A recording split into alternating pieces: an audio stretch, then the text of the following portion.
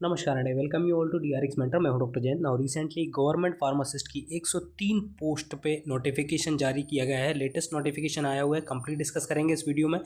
क्या एलिजिबिलिटी रहने वाली है, कौन अप्लाई कर सकता है, बी फॉर्म डी फॉर्म में से, लास्ट डेट क्या रहने वाली है, एप्लीकेशन कहाँ से अप्लाई करना है, सभी को डिटेल में डिस्कस करने वाले हैं। तो चलिए स्टार्ट करते हैं। बट उससे पहले आप चैनल को सब्सक्राइब नहीं किया तो चैनल को सब्सक्राइब कर लीजिए, सो आपको फार्मेसी से रिलेटेड जितनी भी इंपॉर्टेंट अपडेट्स है वो मिलती रहेगी। एडिशनली आप हमारे चैनल को ज्वाइन कर सकते हैं, जहाँ पर मात्र 29 रुपीज़ में आपको मिलेंगे प्रीवियस ईयर के रेलवे फार्मासिस्ट के question paper, ESIC state government के क्वेश्चन पेपर आपको प्रोवाइड कराए जाएंगे, जो कि बहुत ज़्यादा इंपॉर्टेंट होते हैं। यदि आपने पहले से उनकी प्रैक्टिस कर रखी है और बाई चांस क्वेश्चन रिपीट होते हैं तो आप इजीली उनको अटेम्प्ट कर पाएंगे, सॉल्व कर पाएंगे, जिससे आपका स्कोर इंप्रूव होगा और सिलेक्शन होने के चांसेस होंगे ना। यदि आप सीरियसली आरबीआई, आरआरबी या फिर ईएसआईसी के लिए, फार्मासिस्ट के लिए, किसी भी गवर्नमेंट फार्मासिस्ट के लिए प्रिपरेशन कर रहे हैं तो आप हमारे कम्युनिटी सेक्शन को विजिट कर सकते हैं, जहाँ पर अपलोडेड है मोर देन 1000 एमसीक्यू, जो कि बहुत ज़्यादा इंपॉर्टेंट है। यहाँ पर आप देख सकते हैं डेली 3 क्वेश्चन अपडेट किए जाते हैं, 2 आपके फार्मा से रिलेटेड होते हैं, एक नॉन टेक्निकल से रिलेटेड होता है। तो उनको अटेम्प्ट करके आप अपनी प्रिपरेशन को भी एनालिसिस कर सकते हैं। तो चलिए स्टार्ट करते हैं। ये देखिए नोटिफिकेशन जारी किया गया है।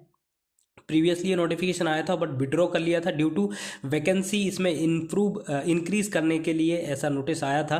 तो रिसेंटली ये नोटिस आया हुआ है आज के दैनिक भास्कर के न्यूज़पेपर में। यहाँ पर आप देख सकते हैं, संशोधित विज्ञापन समूह 5 के अंतर्गत नर्सिंग स्टाफ, पैरामेडिकल स्टाफ व अन्य समकक्ष पदों हेतु संयुक्त भर्ती परीक्षा 2024 के आवेदन पत्र आमंत्रित किए जाते हैं। तो यहाँ पर देखिए आवेदन पत्र भरने की तिथि स्टार्ट होगी आपकी 30/12/24 से। ठीक है, पहले ये आने थे बट ये फिर कैंसिल हो गई थी, फिर नाउ ये फिर से रीशेड्यूल हुआ है। 30/12/24 से इसके फॉर्म फिलअप होना स्टार्ट होंगे।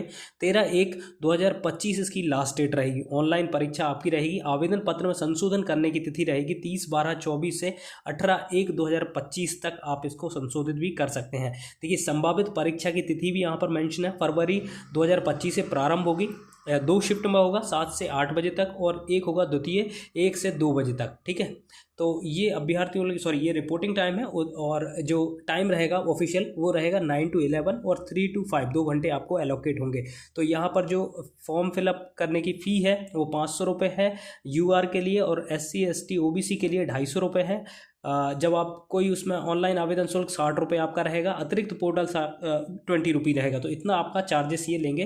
देखिए ये नोटिफिकेशन आ चुका है, 30 तारीख से इसकी स्टार्ट हो जाएगी फॉर्म फिलअप होना। बट यहाँ पर अभी तक वैकेंसी से रिलेटेड कोई भी नहीं दिया गया है। तो यहाँ पर हम जान लेते हैं क्या इसकी एलिजिबिलिटी रहेगी और कौन इसको फॉर्म फिलअप कर सकता है। देखिए प्रीवियसली ये नोटिफिकेशन जारी किया गया था जिसमें लास्ट डेट थी, देखिए यहाँ से स्टार्टिंग होना था 26/11/2024 से, इसकी लास्ट डेट 10/12/2024 अंतिम तिथि थी। ठीक है, बाकी यहाँ पर एलिजिबिलिटी हम देख लेते हैं जो फार्मासिस्ट की होती है। डायरेक्टली हम चलते हैं फार्मासिस्ट पे। ये हिंदी में पूरा नोटिफिकेशन है। मध्य प्रदेश कर्मचारी चयन आयोग के थ्रू इसकी वैकेंसी फिलअप होनी है। यहाँ पे स्क्रॉल करके जब आएंगे तो यहाँ पर आपको मिल जाएगा। देखिए फार्मासिस्ट ग्रेड 2, पहले इसमें 103 पोस्ट थी। ठीक है, अभी हो सकता है आपको इसमें इंक्रीज होकर पोस्ट देखने को मिल सकती है, क्योंकि इसमें नोटिस इसलिए विड्रॉ किया गया था क्योंकि जो पोस्ट है उनको इंक्रीज करना था। इसकी एलिजिबिलिटी की बात कर लेते हैं। यहाँ पर आप देखेंगे तो एलिजिबिलिटी भी मेंशन है। Laboratory technician, then this is radiographer, pharmacist grade 2। देखिए ये है पोस्ट सारी की सारी, और यहाँ पर शैक्षणिक योग्यता दी हुई है। इसका लेवल आपका जो इनिशियल होगा बेसिक होगा, 25,300 बेसिक होगा। इसमें आपको अदर अलाउंसेस जैसे TA DA HRA मिलेगा।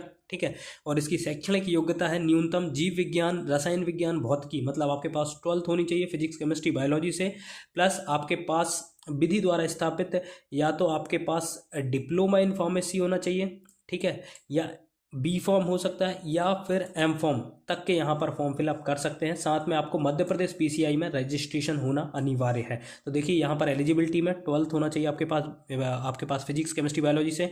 डी फॉर्म, बी फॉर्म और एम फॉर्म तीनों ही यहाँ पर अप्लाई कर सकते हैं। कोई भी एक्सपीरियंस का कॉलम यहाँ पे नहीं दिया है, तो ये अच्छी अपॉर्चुनिटी है कि यहाँ पर फ्रेशर्स भी अप्लाई कर पाएंगे। देखिए यहाँ पर आप लोगों की तरफ से एक क्वेश्चन आता है कि क्या जो 7th सेम 8th सेम में है लास्ट ईयर में, क्या वो फॉर्म फिलअप कर सकते हैं। तो देखिए वो फॉर्म फिलअप यहाँ पर नहीं कर पाएंगे, क्योंकि यहाँ पर फार्मासिस्ट का रजिस्ट्रेशन मांगा जाता है और कंप्लीट मांगा जाता है। तो इसलिए आप जिनकी भी एलिजिबिलिटी होती है, जो 12th पास हैं plus B form, D form, M form है, तो वो यहाँ पर अप्लाई कर सकते हैं। ठीक है, तो ये इसकी एलिजिबिलिटी रहेगी। इसका सिलेबस के बारे में थोड़ा सा हम डिस्कस कर लेते हैं। इसका सिलेबस क्या रहेगा, यहाँ पर आप देखेंगे तो सिलेबस भी मेंशन किया गया है कि किस सब्जेक्ट से कितने क्वेश्चन आएंगे। डिटेल में सिलेबस यहाँ पर दिया गया है।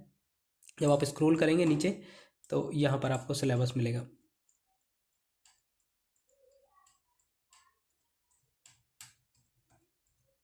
हाँ ये देखिए आप, ये मेंशन है, ये सेंटर रहेंगे आपके भोपाल, बालाघाट, भोपाल, ग्वालियर, इंदौर, जबलपुर, खंडवा, नीमच, रतलाम, रीवा, सागर, सतना, सीधी, उज्जैन।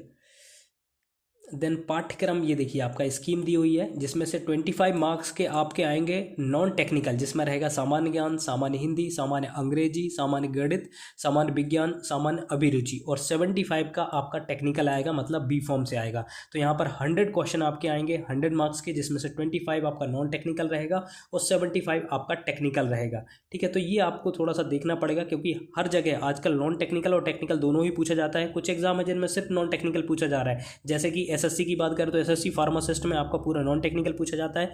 बट यहाँ पर आपका देखिए मोस्ट ऑफ द एग्जाम में 75 या 70-30 का रेशियो आपको मिलता है। यहाँ पर 75 और 25 का है, तो आपको दोनों ही सब्जेक्ट अच्छे से पढ़ने पड़ेंगे, टेक्निकल भी पढ़ने पड़ेंगे, नॉन टेक्निकल भी पढ़ना पड़ेगा। लेकिन आपको जो ज़्यादा फोकस करना है, सबसे पहले फोकस करना है आपको टेक्निकल पे, क्योंकि टेक्निकल 75 मार्क्स का है और वो आपने ऑलरेडी पढ़ रखा हुआ है। यदि आप उसमें से कम नंबर लेके आएंगे तो ये आपके लिए बहुत अनफॉर्चुनेट रहेगा। तो आपको सबसे ज़्यादा पहले फार्मेसी वाला पढ़ना है, साथ साथ में आपको नॉन टेक्निकल भी पढ़ना है, क्योंकि ये 25 मार्क्स का आएगा। यहाँ पर सिलेबस की बात करें तो देखिए सिलेबस भी मेंशन है फार्मासिस्ट का, तो यहाँ पर आपका आएगा फार्मास्यूटिक्स से आएगा। ठीक है, फार्मास्यूटिक्स के सारे टॉपिक यहाँ पर दिए गए हैं। देन फार्मास्यूटिकल केमिस्ट्री से आपका आएगा, जिसमें कि एसिड बेस बफर सब आएंगे। फार्माकोग्नोसी आपकी आएगी।